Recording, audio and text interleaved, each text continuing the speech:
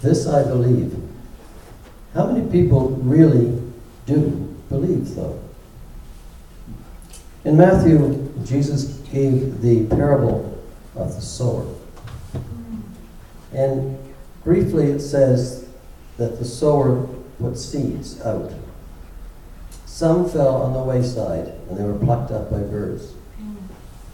Some fell among stones, and they put down roots, but they were very shallow. And when the sun came out, they withered and died.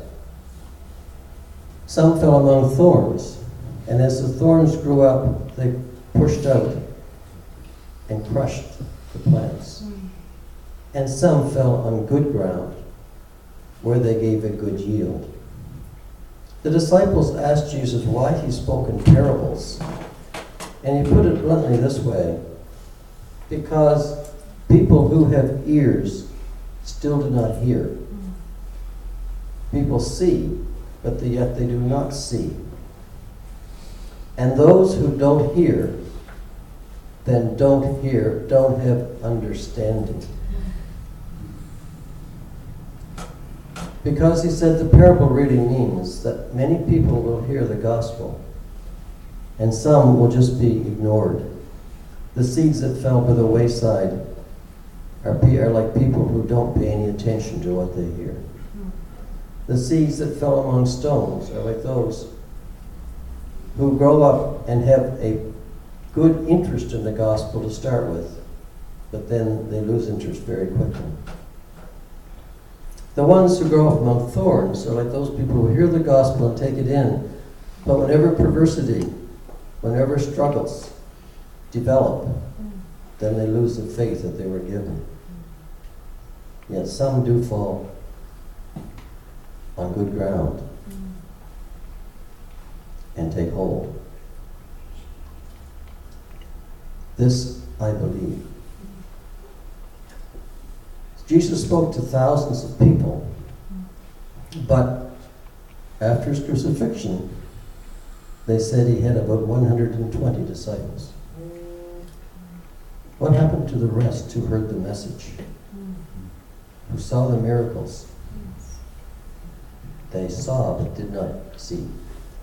They heard and yet did not hear. It says in Revelation that Satan is a great deceiver.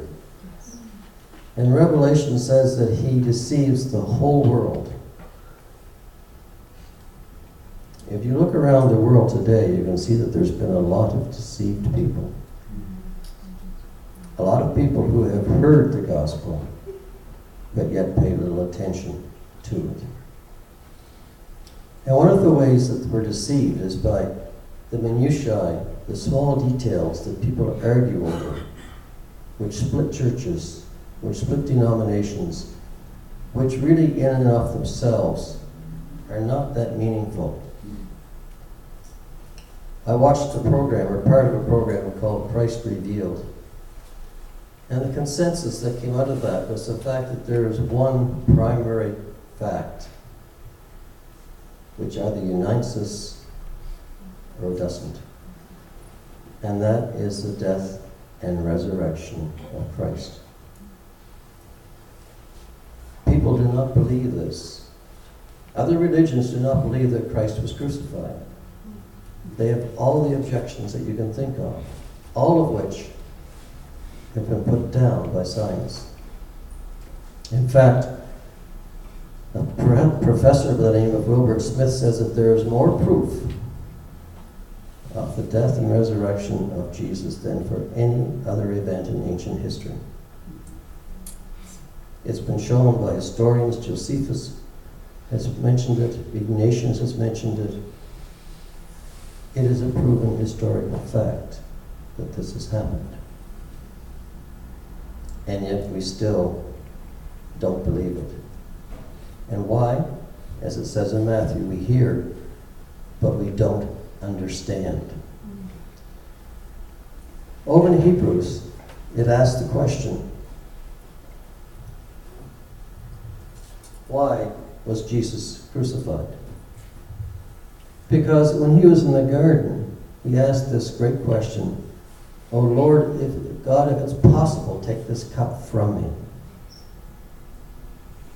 And yet, it wasn't. He asked the one who could save him from death this question, yet it didn't come.